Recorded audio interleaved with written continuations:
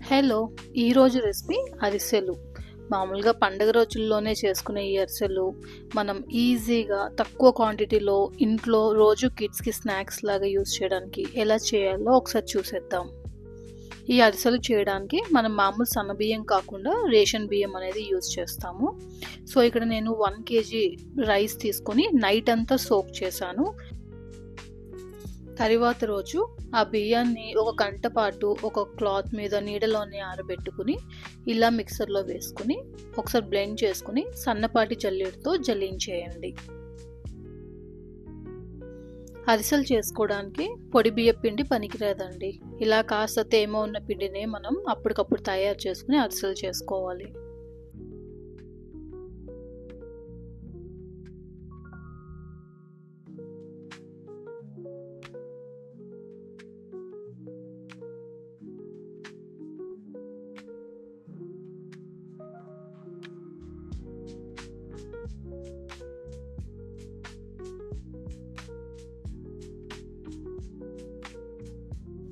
మీరు జల్లించుకున్నాక ఒకసారి పిండిని ఇలా ఒకసారి అంటే ఈ మాత్రం ముద్ద కట్టేలాగా ఉండాలి.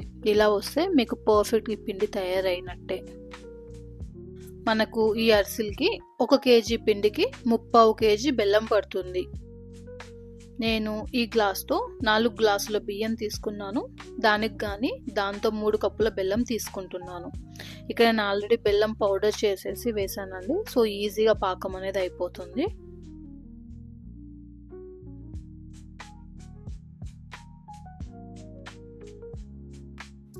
ఇక్కడ నేను దీంతో పాటు ఒక 2 స్పూన్స్ ఆఫ్ షుగర్ కూడా యాడ్ చేశాను. ప్లస్ ఒక హాఫ్ గ్లాస్ వాటర్ పోసి మీడియం ఫ్లేమ్లో పెట్టి పాకం వచ్చేంత వరకు మరిగించండి.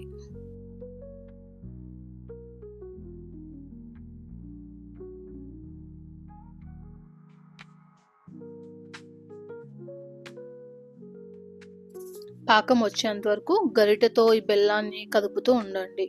ఏమాత్రం అడుగంటకుండా చూసుకోండి. ఒకసారి వేడయ్యాక దీన్ని నెట్ చేసేసుకోండి. నెట్ చేసుకోవడం వల్ల ఇలా బెల్లంలో ఏమన్నా డస్ట్ కానీ ఏమన్నా గడ్డి పరకలు కానీ ఉంటే తేలిగ్గా వచ్చేస్తాయి. మనకి ఒకసారి స్టవ్ మీద పెట్టాక ఒక 7 to 8 మినిట్స్లోనే ఈ పాకం అనేది తయారైపోతుంది. ఇలా మరుగుతున్నప్పటి నుంచి మనం పాకం రెడీ అయిందా లేదా అనేది చెక్ చేసుకోవచ్చు. మీరు ముందుగా ఒక బౌల్లోకి వాటర్ తీసుకుని అందులోకి ఈ మరుగుతున్న ఈ పాకాన్ని కొంచెం వేసుకుని ట్రై చేయండి. ఒకవేళ పాకం రెడీగా ఉన్నట్టయితే ఇలా ఈజీగా ఉండకట్టేస్తుంది. అదే పాకం రెడీ కానట్టయితే వాటర్లో వేయగానే అది స్ప్రెడ్ అయిపోతుంది. బాల్లా చుట్టడానికి మన చేతికి రాదు. ఇలా రెడీ చేసి ఉంచుకున్న పాకంలోకి వేడిగా ఉన్నప్పుడే మనం చేసి ఉంచుకున్న బియ్యం పిండిని ఒకటి ఒకటిగా వేసుకుంటూ ఏమాత్రం ఉండ చుట్టకుండా బాగా కలపండి.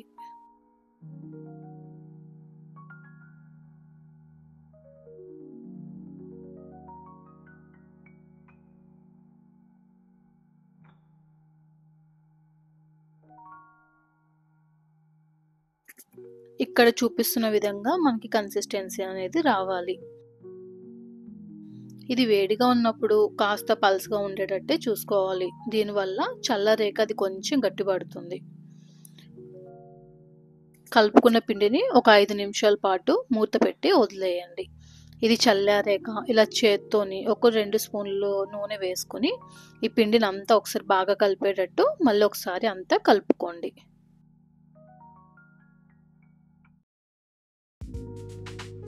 ఇప్పుడు మనం చేసుకుని ఉంచుకున్న ఈ పిండిలోంచి ఒక చిన్న సైజు నిమ్మకాయ అంత సైజు బాల్స్ తీసుకుని ఇలా మీకు కావాల్సినంత సైజులో తీసుకుని అరిసెలు వేసుకోండి. ఇవి మరీ సన్నగా కానీ లావుగా కానీ ప్రెస్ చేయకూడదు. కాస్త మీడియం సైజులో మీడియం థిక్నెస్లో చేసుకుంటేనే అరిసెలు అనేవి బాగా పొంగుతాయి. ప్లస్ మీకు కావాల్సిన క్రిస్పీనెస్ కూడా వస్తాయి. మీడియం ఫ్లేమ్లో పెట్టి ఈ కొంచెం బ్రౌన్ కలర్ వచ్చేంత వరకు వేపించండి. ఇవి వేగిపోగానే ఇలా నేను చూపిస్తున్న విధంగా అందులో ఉన్న నూనెని గట్టిగా ఒకసారి నొక్కేసి తీసి పక్కన పెట్టుకోండి. ఈ అరిసెలు అనేవి ఆయిల్ అనేది చాలా ఎక్కువ లాగుతుంది. సో మీరు ఏమాత్రం ఇలా ప్రెస్ చేయకుండా తీసుకున్నట్టయితే అరిసె అంతా ఆయిలే ఉంటుంది.